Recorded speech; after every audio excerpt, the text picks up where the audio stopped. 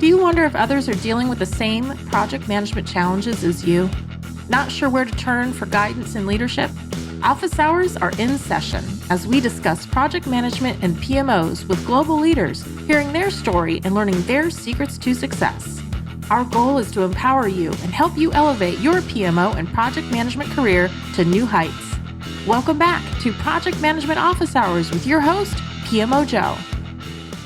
Welcome, everyone, to Project Management Office Hours. We're the #1 live project management radio show in the U.S., broadcasting to you from the Phoenix Business RadioX studios in Tempe, Arizona. I'm your host, PMO Joe, and for the next hour or so, we'll be talking project management. Interesting, I just watched that intro video, and I looked so much younger, and I didn't have glasses in those pictures, so I have definitely aged since we started this up. That's funny. This part of the show is usually I do some announcements or mention some events that are coming up, and today I want to do something slightly differently. You know, here in the United States, we recently had another racially motivated shooting, and this time in Buffalo, New York. I'm originally from New York myself, and one of the members of the PMO squad is from Buffalo. And when he lived there, his family used to go to that food store where the shooting occurred. And here in America, our society has a challenge with calling out racism. And I think what we need to be able to do is call out the obvious, right? In this shooting, a white man drove several hours to a black neighborhood store and killed black people just because they were black. And that's just not okay. And we, the majority, the white people in this society here in America, are going to be the people that change that, right? It isn't on the minorities to change what's happening to them. And we have to be able to call out racism in order to be able to solve racism. And people are afraid to do that. So I just want to make a point today to be able to say, hey, this isn't right. We need to be able to fix this. We need to be able to change the way our society behaves. And it's not just with people of color. My wife is Jewish. My children are Jewish. And a couple of years ago in Pittsburgh, a man entered a synagogue and killed people simply because they were Jewish. And this isn't new, right? It's a long history of events. We know, of course, World War II and all the atrocities that happened to the Jewish people from the Nazis. So as part of being a member of society, listen, we're not a political show. I'm not a political activist, but I'm a person that lives in society, and I'm part of society, and I have to deal with life every day. And our team members do, and our families do. And if we're not open to have the discussions about this and to call out what it is, we're never going to get better. And we have to make sure that it's known that it's not acceptable to have racism and have anti-Semitism and have any discrimination within our society. So as the world deals with a war of atrocities, with Russia attacking Ukraine, and we get shootings in America and around the world because of color, because of religion, because of inequalities, for those of us who are in the majority, I think it's our voice that needs to stand up and say this is wrong. We need to be able to make the change happen in order to get the change we need. So that's what I want to talk about today, because that's so much more important than project management. Now, that's not going to be the topic of our show. That's not going to be what our guest is going to talk about, but these are my views. And this is what I think we have to be able to be comfortable talking about the uncomfortable. So to the guests that we've had on this show in the past who are vocal about this, Jesse Fuel came on and talked about this during his show, and Dana Brownlee and Alana Hill talk about this frequently out on social media. I salute you for your courage to keep this topic in the spotlight. Unfortunately, it's still in the spotlight. And as long as it is, I think we all need to have the courage to be able to talk about that. So I'm here to say it's not right. And I'm here to support finding solutions to make sure that this stops and doesn't keep happening. So that's enough about that topic. And let's get into project management topics that we want to talk about. First, I want to say this is episode 103. And as everybody knows, you can claim PDUs from listening to these shows. So if you want to get 103 PDUs, head out to the Project Management Office Hours website, listen to the shows. Don't do it just because you need PMOs. Do it because there's great content from project management leaders from around the world that you're going to be able to get some great insights from. So I strongly encourage you to do that. If you're joining us live, thank you, of course, for joining us from around the world. Please drop in the comments. Let us know where you're joining us from. And if you have questions for Ricardo or I, certainly we'd love to be able to hear those as well. We are live streaming on LinkedIn, Facebook, and YouTube. So it's great to have you joining us. And also want to say thank you to our sponsors, the PMO Squad and the PMO Leader. You can go out and visit those websites to be able to learn more about those organizations. And with that, I am super excited today to have joining us live from Spain, Ricardo Sastre Martin. Welcome, Ricardo. Thank you for joining us. Thank you, Joe. First, just let me say I'm very sorry to hear again about the shootings like this one coming from Buffalo this time. I joined your wish that hopefully we'll get a change soon and overcome this situation. And the change is achieved through projects. So as well, in project management, we can contribute to this, not just giving insights or the message that we have to change, but as well, we are, as project managers, we are driving the change in the project. So in some ways related, as we can see later, talking about the project economy. And thank you very much for hosting me today in this great show. And thanks for this initiative of having this show where we can learn from our colleagues around the world and get inspired with the stories that we hear from them. So thank you for building this community. Oh, it's my pleasure. It's certainly great. And of course, we have you joining us from Spain, and fantastic. We've last show was Luis Worley from South America, South Africa, and we've had guests from all over the world. It's fantastic to be able to bring everybody together. Yeah, Ricardo, if you could take a moment just to introduce yourself to everybody who's listening, if they aren't familiar with you already, who are you, and kind of what's your background and your story? Sure.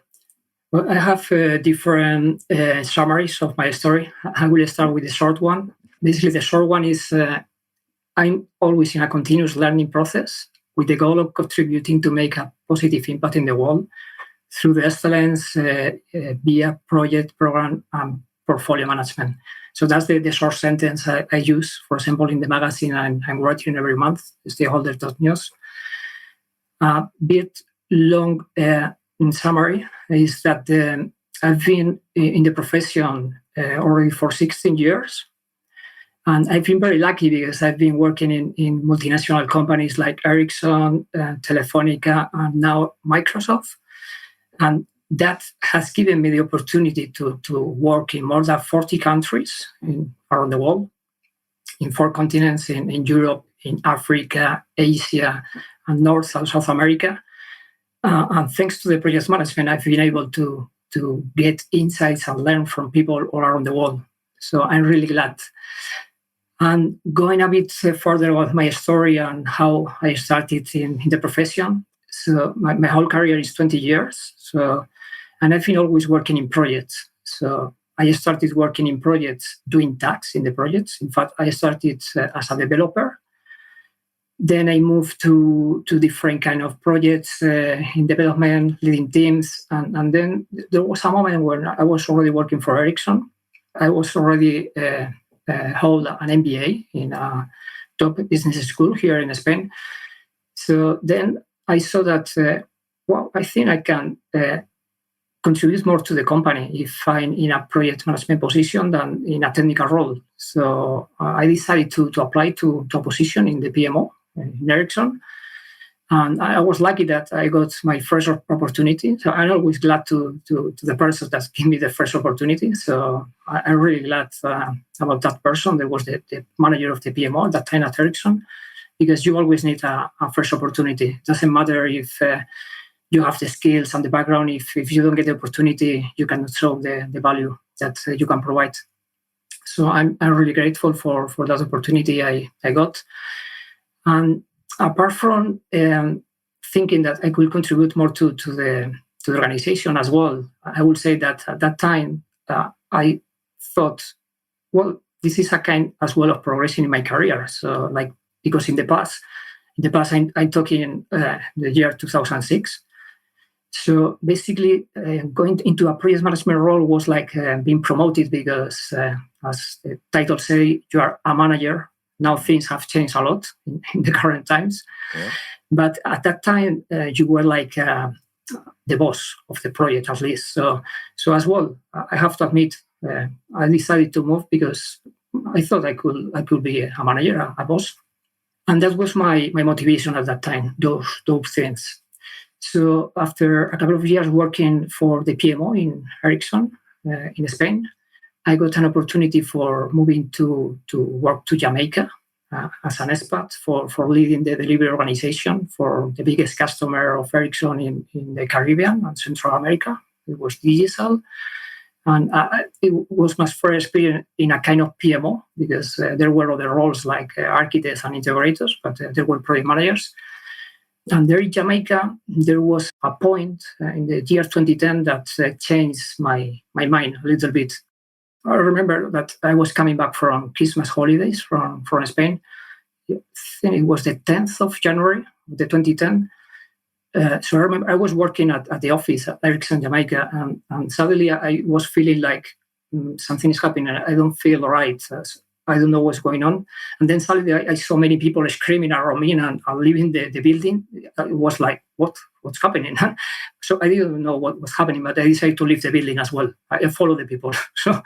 And then after a while, we discovered that the reason was that there was a earthquake in Haiti, the famous earthquake in the year 2010. Yeah. So Diesel, our customer, they were having operations in Haiti. Everything was completely destroyed.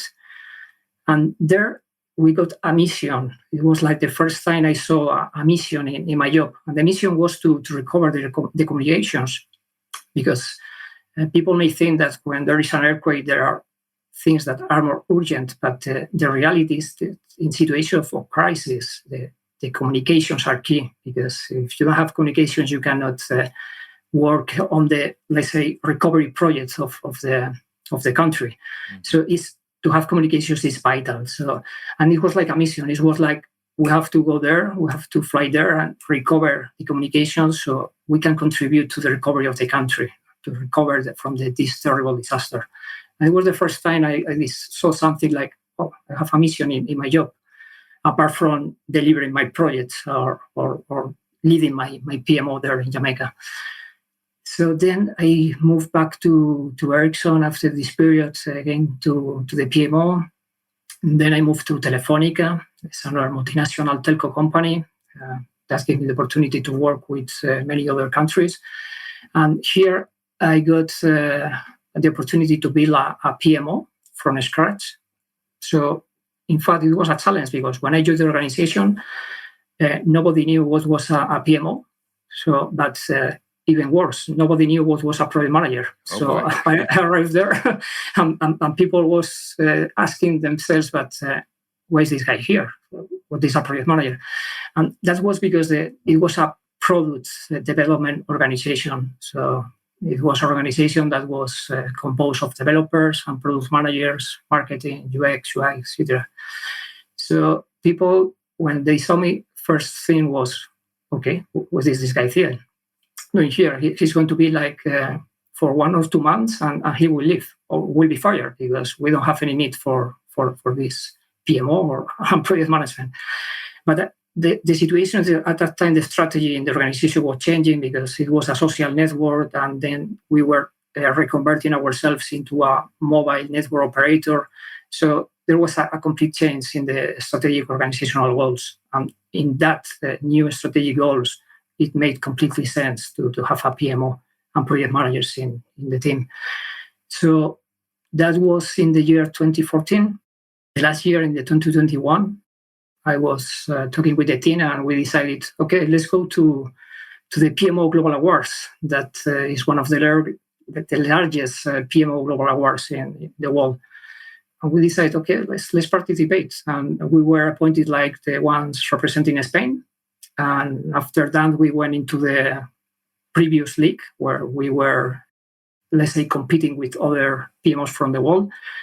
We won all the matches, as they say, because it's like a World Cup format. So we won all the matches. So we were the first in the league. We went to the KO stages. We reached to the semifinals, where we were matched with the Ukrainian PMO, and there we lost. So we were one of the top 4 PMOs in Europe. After that, I again, we can talk later of the purpose, but I decided to move to Microsoft. That is where I'm working on right now.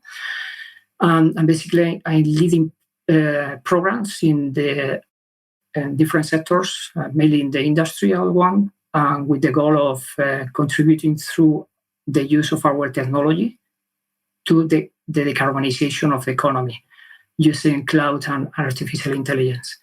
And that was one of the main motivations for moving to Microsoft, because that was like a new mission, a new purpose. Let's contribute with my work to reduce the emissions of CO2 that we have in the world. So it was like, this is a real opportunity to make a real and direct impact in the world. Well, that's quite the history that you have, and that's one of the reasons why, obviously, we were so fortunate to have you as a guest, because you do have such wide-ranging experience. And, you know, one of my questions is maybe not even project management related, just from your story, is you're in Spain working for Ericsson, and the opportunity comes up to go to Jamaica and work from there. I mean, that had to be a difficult decision, right? And you're going to a country that doesn't speak Spanish. You're going into an island nation as opposed to a landlocked country. I mean, just very different culturally from what you had been used to. What gave you the courage to be able to make that decision to go do that?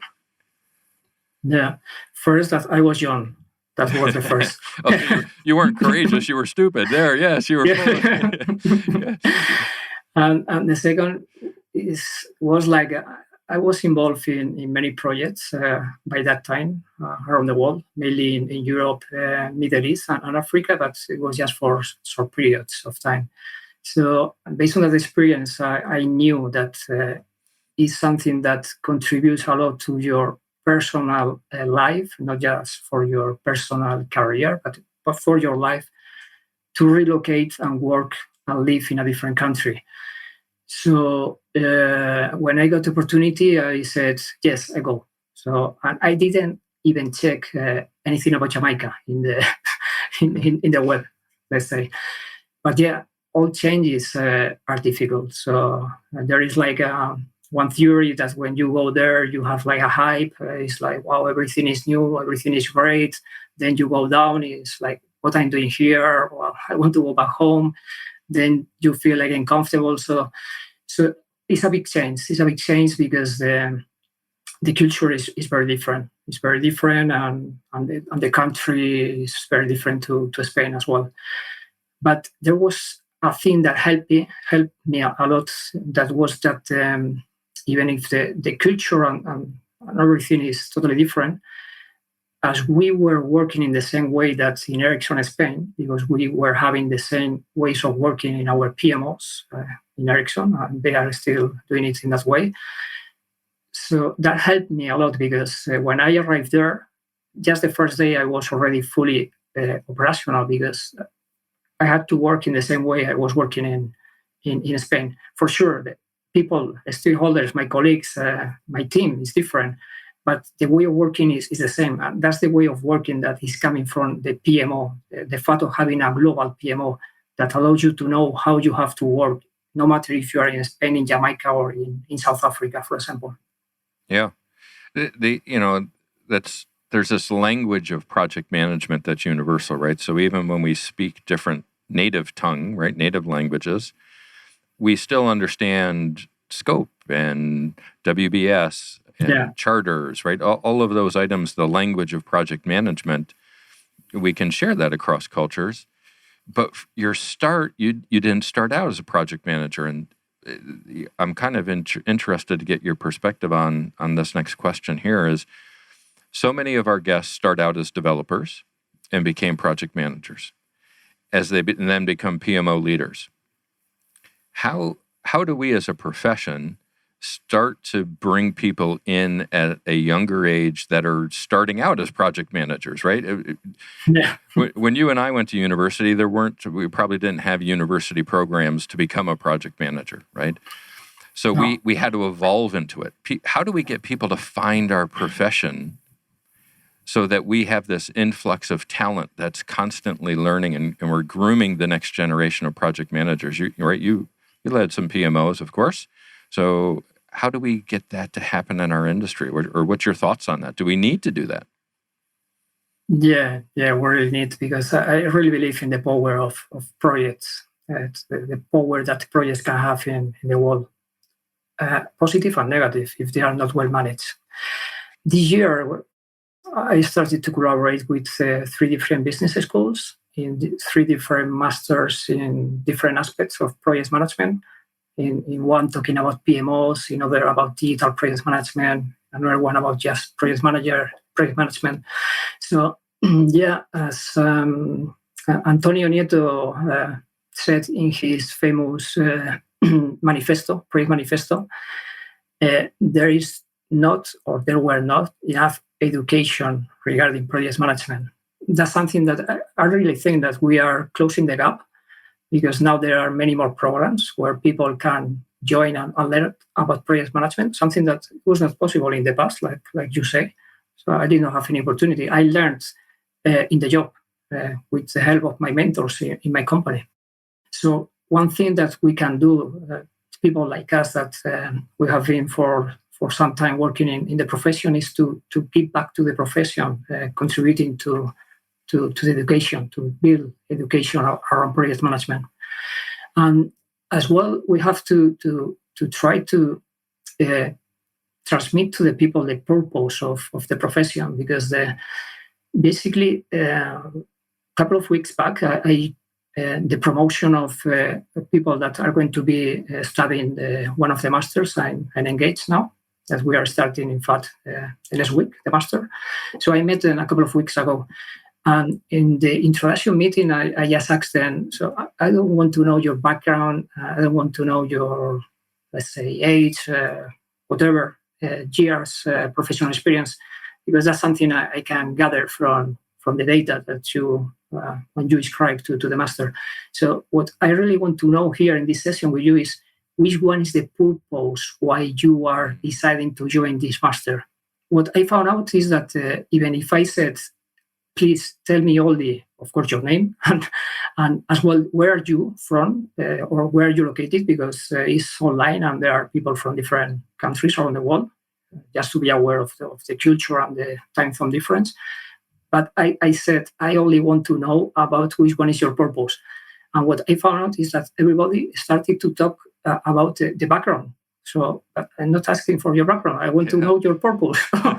So after insisting, at the end, they were kind of saying the purpose, but the purpose for all of them was to get a job as project manager. But I was asking, but why? Mm-hmm. But I think we have to try to deep into why are we doing things. So the why they told me that is to get a job in project management is a why.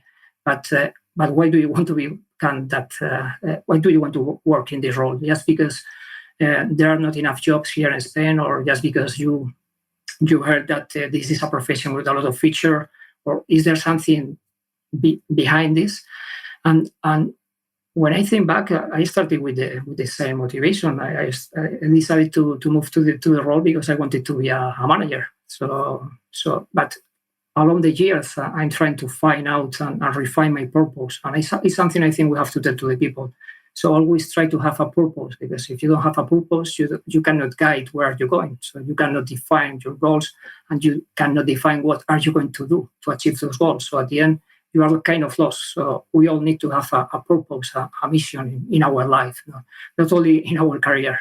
Yeah, it's speaking music to my ears here. Our producer Daryl is watching the show, of course, and he's shaking his head yes, because he and I have talked about this so many times. And When Antonio was on our show, we had him as a guest a while back. He talked about purpose as well. The PMO Squad, my organization, our signature solution is the purpose-driven PMO, right? Why are we doing project management in the organization and help companies deliver to achieve that purpose? So I stand with you on that. And certainly the importance of education. Yesterday, I was talking to my good friend Lucho in El Salvador, and he was going to be meeting with some universities to talk about how to incorporate educational systems within El Salvador to teach project management to advance that in a country that where maybe it isn't as prominent. So I'm with you on that. We did get a good question that came in here from Dale, who's joining us from the UK. And Dale asks, for you, Ricardo, how do you balance your ongoing learning approach with your project delivery? It seems that it takes hours and days to close knowledge gaps.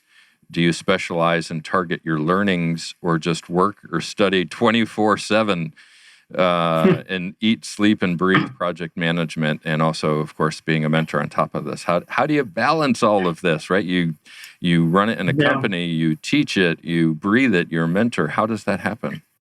Yeah, that's a good question. For that, you already need to know which one is your purpose. So you can define based on your purpose, your priorities, and what are you going to do to achieve these goals you have in your life. And the purpose has to be about your life, not your career, because if you only define your purpose in your career, it can happen that you can be 24/7 working and studying just for working for your job. And that's not the real work-life balance that we should have, because we have to balance between the different aspects of our life. Of course, depending on the people, the balance will be different, but that's why we need to know which one is our purpose in the life. So based on that, we can define the priorities and how to balance. About talking about the professional part, and this year when I started to work for Microsoft, I discovered one concept. I was not aware of it. That is called growth mindset. It's something that is in our culture in the company, and it's really needed, because at the end, the pace of change in the world is so dramatic that if you are not learning continuously, so you are going to be out of the, let's say, the race, because things are changing very, very fast right now. So you have to keep learning. So based on that, here at Microsoft, we have some time allocated in our daily work, or weekly work, for training, because the company really believes in the need and the power of training and continuous learning. In fact, we are a technological company, so we are building artificial intelligence. That's something that is changing every day. It's innovation.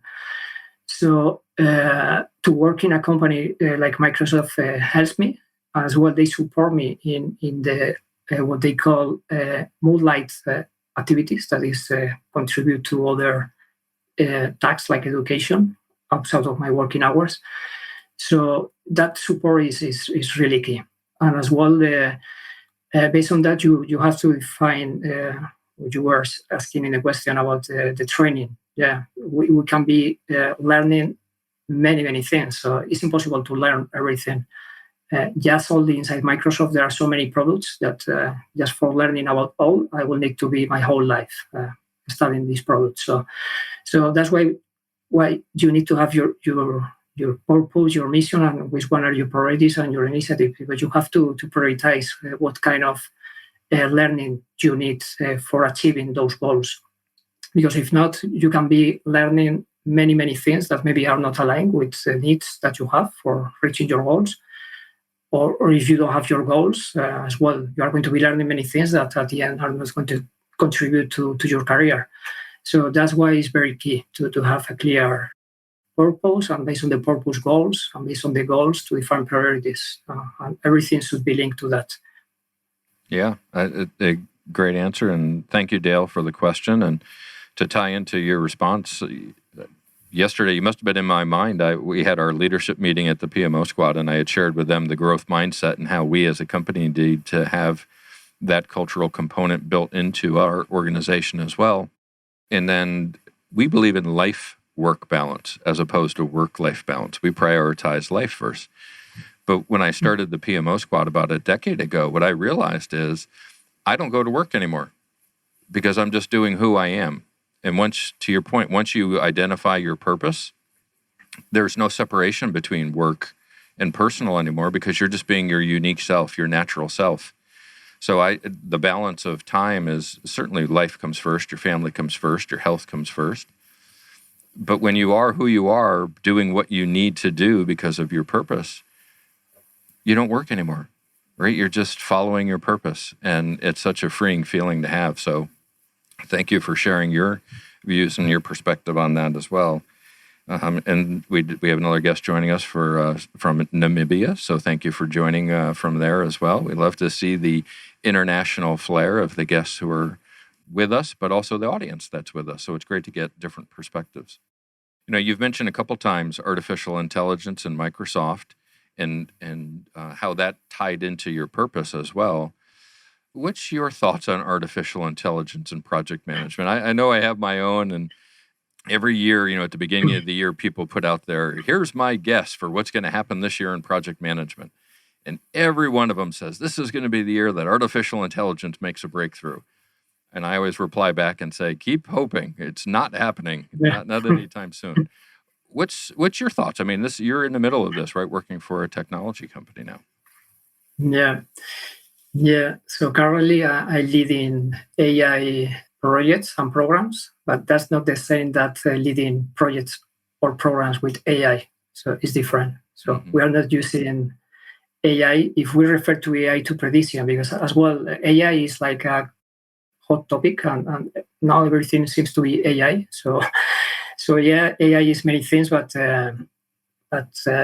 for doing a summary regarding to the project management world, I usually do a differentiation between two different aspects. One is automation, and another one is prediction. So in automation, I refer to bots or things that help you to do your daily tasks, your routine tasks.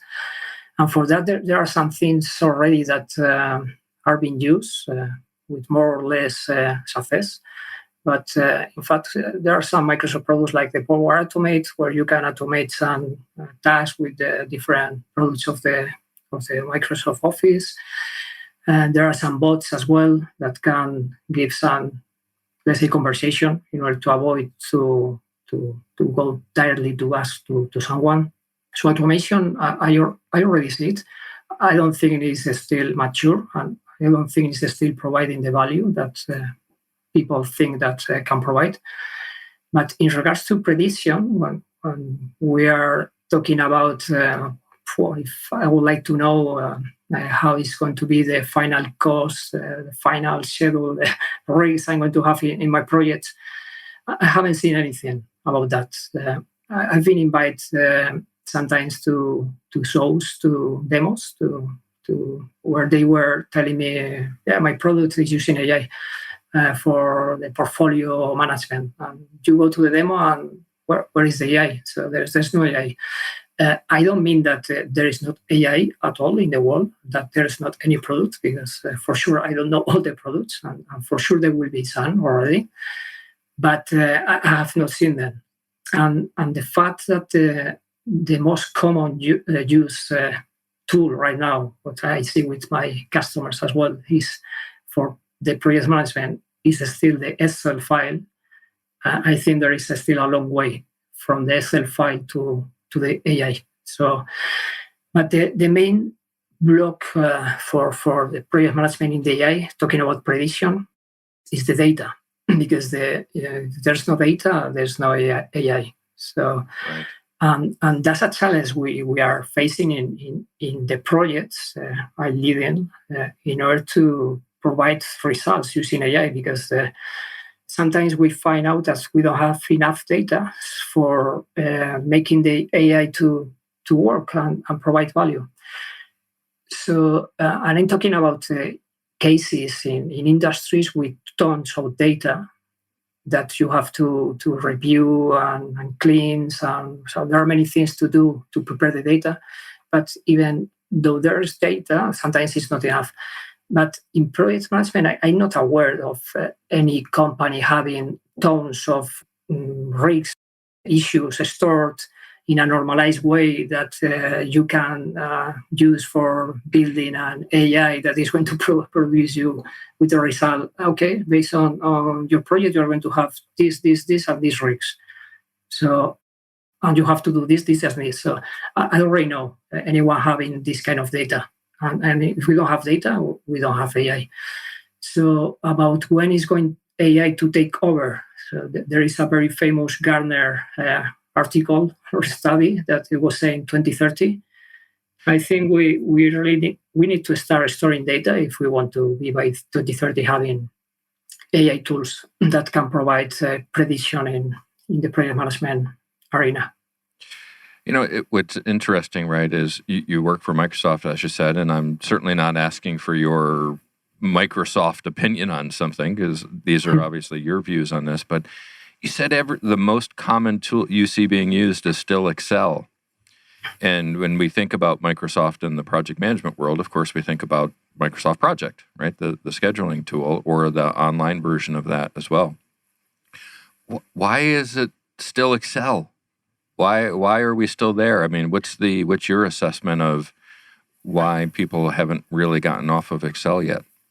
Yeah, I think because the change, people has reluctant to change, and many people has been already for a long time used to work with Excel. And even if sometimes you tell them that the Excel does not work because you cannot link the dependencies between the different activities. So if you see here, I change these tags and the others don't move. So something like basically like that. So and the people still are reluctant to move. But in fact, now with the let's say the agile world that we are moving into already for some years. In fact, in companies like mine, we are using a tool that is called Azure DevOps that is more focused on agile, where you can put your backlog with your epics, your features, your tags, and so on. So what I see that if since we're going to jump from the Excel to maybe tools like Azure DevOps, or can be as well Jira, Trello. So if since we are moving from an Excel file where you can manage the project to using agile tools, when sometimes even you are not following the agile way of working. And in most of the cases, you don't have an agile mindset. That is the main problem. That is like AI. Everybody is going to AI. Agile for many years. Agile is like a fashion. I'm going to do agile because it's the fashion. And people try, no, I'm doing a Scrum. I meet every day. I stand up. I'm doing agile. Well, so that's not agile. So I think we're missing the basics. Yeah, I had, I guess May 4th, I did a session for Project Management Update. It was the great debate, Agile versus Waterfall. But I was debating myself, so it wasn't much of a debate, I guess. I was just elaborating on that. But the point of that Agile is it's a different way to work. The mindset is the whole concept of where it came from, right? The Agile Manifesto. But people have taken this great idea and they found another use for it, right? And now it's lowercase Agile maybe as opposed to uppercase Agile. And the tools are following suit. Hey, let's build Jira. Let's build DevOps tools to be able to align with that. But it doesn't eliminate the project manager, right? You still have somebody leading that team to be able to go execute on that. I would imagine your work within Microsoft, or it doesn't really matter what company you're working for, but the exposure you have to clients, you see different clients operating different ways in creating their own best practice, right? Because within project management, it's art, not science. What's your thoughts about there's the discipline of project management, but the art of how to execute it and how to go about delivering that works for your company? Yeah, there are many different cases. The maturity of the customers and of each of the companies that we have around the world, the maturity is very different. So some of them were very project-oriented from the beginning, like Ericsson, because at the end, let's say that the way that the balance, the financial balance sits from Ericsson is coming from is from the project. So if you don't manage well the projects, you are going into red numbers. So because it's a company that is selling, well, is selling now services as well, but at the end it's very related to the project management. So company like Ericsson is very mature, but there are other companies where they have in the past a more product-oriented approach. They were leading the projects, let's say, with product managers, and that's another topic for discussion, a very long one. But but at the end, for me, everything depends on the ecosystem. So it doesn't matter if you are building a product, developing a product, or you are building a bridge or whatever. So the main point is that depending on the project and the ecosystem, you can choose from the toolbox we have. You can choose which one is the best tool for that project. And it depends on many things. And as well, many things we say, no, we are developing software, it has to be agile. But if in the other side you have a customer that has never worked with agile, you cannot go there and tell them, okay, we're going to do agile because this is software development and we have to do agile. So this needs time and needs different steps that you have to go through with your customers in order to be able to have the maturity needed for working in that specific way. And everything should start from the mindset. So this should not be we are going to use this methodology because it's the trendy now. So it's okay. So which one is our mindset? Do we have an agile mindset or a classic mindset? And what are we going to do in this project? What are we going to deliver? Are we delivering results? Are we focus on outcomes? So we have a very huge toolbox, and we have to choose which one is the best. But depending on the maturity of the company, in some companies the toolbox is quite limited. So or even they don't have people that are trained on project management. So it's like these casual project managers that you go there and say, who's the project manager? And it's someone that is not related and does not have any education regarding project management. What I think we have to do is to understand the situation of the customer, the maturity level, and go through them and help them and see how to move forward and which one is the way to go, so step by step. Because project management, there are so many methodologies now that you can be learning a new methodology every day, and you don't have enough days in the year. You had mentioned Antonio Nieto Rodriguez, of course, a couple of times, and the Bright Line Initiative with Ricardo Vargas and others as part of that came up with the project economy a few years back, and we're part of that now, right? Operations has historically been the primary focus of companies, but now change is so rapid, it's forcing us into project changes throughout the world and creating the project economy. You've been a leader in this space for so long, and you've made such tremendous impact. What's your thoughts on the project economy, and how does that fit for us as an industry as we continue to move forward? Yeah. So basically, for the people that are not aware about the project economy, in a short summary, it's like that we believe that our life is a collection of projects.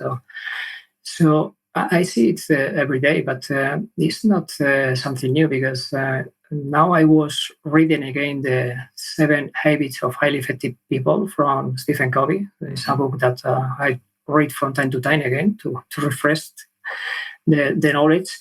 It was written in the 80s, and if you go through it, it's not for a book for project managers, it's for our life, let's say.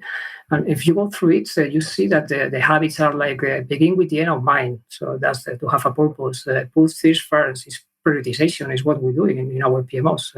If you are dealing with a portfolio, you are prioritizing the projects.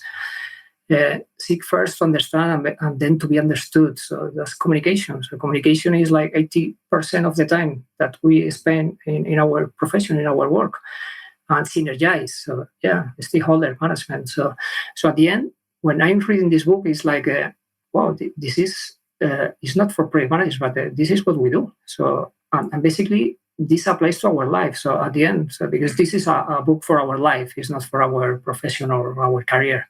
Mm-hmm. It's for our life. And when you read it, you realize that we have been always in a project. So at the end, we are doing projects every day in our life. So basically, what I like to do is to map it to the, like we have in the organizational alignment in the project management arena, that on the top you have your purpose, and based on the purpose you define the strategy, and based on the strategy you have the goals, the portfolio, the programs, and the projects. So I think our life is the same. It should be the same. We should have a purpose, and cascading down, we should define which one are the at the end the projects we are going to be working in our life every day. And I don't mean in our job, I mean in our life. So I think this is a concept that was, in fact, created by Antonio when he was the chairman in PMI. But this is something that has been always in our life for a long time. But now we are realizing it. And based now on this realization, we discover how powerful is the knowledge and the skills that we have as project managers. Because at the end, you have to have skills that are needed for our life. You are communicating, negotiating, so you have to be excellent in stakeholder management, prioritization, time management. So at the end, sometimes I think back about all things we do in our profession, I say, wow, so this is the profession that is the best for managing our life. Yeah, it's interesting. When I attend an event of some kind, and not a project management conference or event, just a business event, right? Because I'm a business owner, so I attend a lot of events. And people subconsciously or maybe consciously start saying, here's the projects we're working on. These are the projects we're active in. And project is just part of the flow of conversation. And I'll approach them afterwards and ask about those projects from a project management perspective. And they're not doing them in a project management perspective, yet they call them projects, right? It's part of world that we live in, right? So I guess a question for you would be, how do we, people like you and I, this is our purpose, right? This is our passion. This is what we do.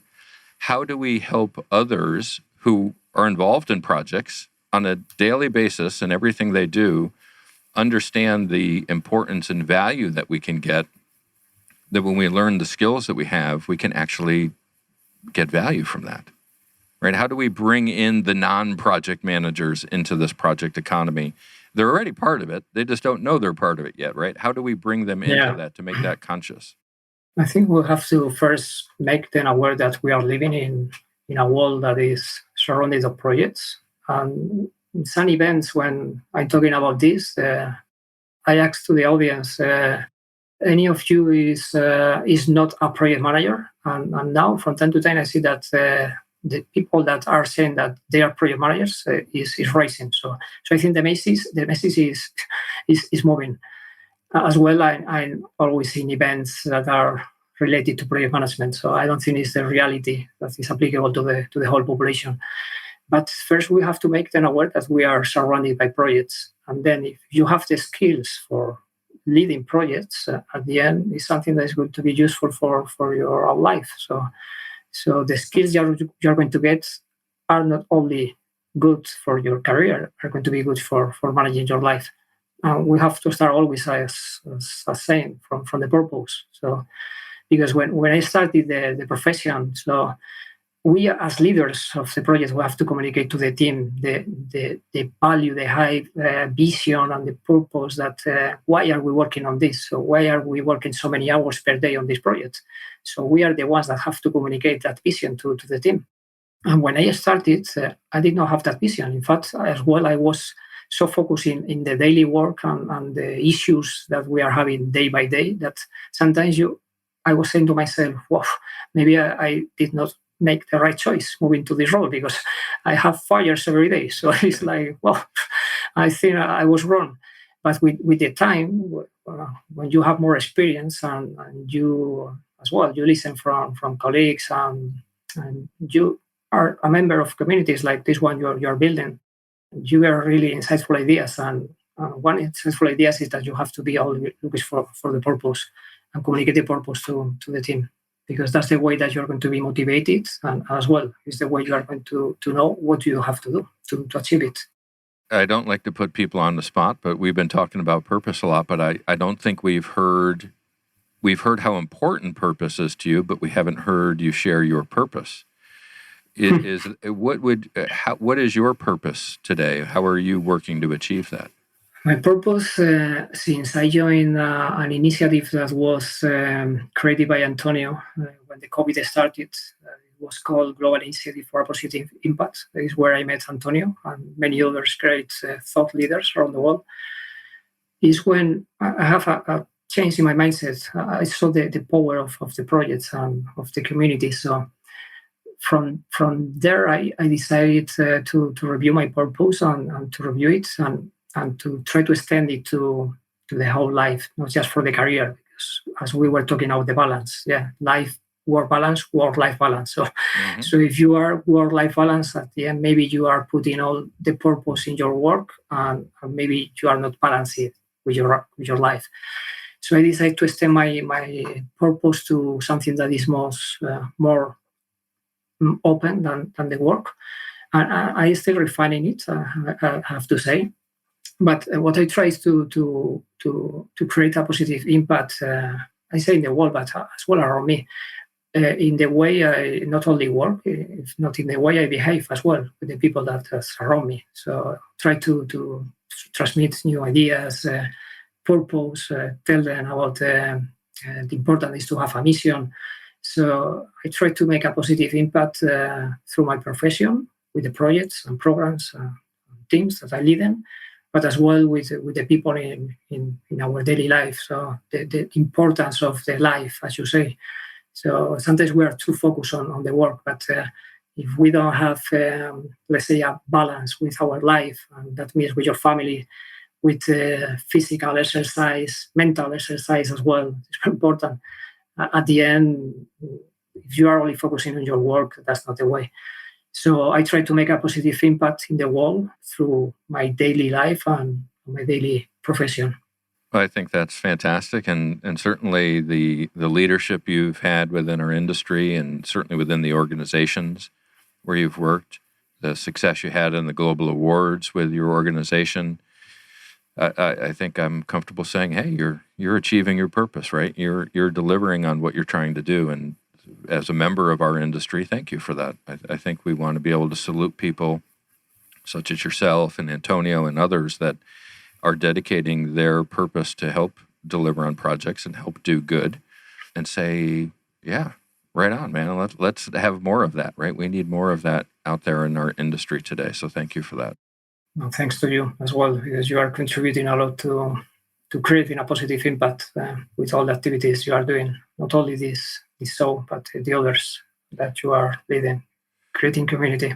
Well, thank you so much for that, and certainly I'll put up here on screen. Thinking of community, right? The PMO Leader Global Community is a free community for people in our industry to be able to go and network and share and exchange ideas.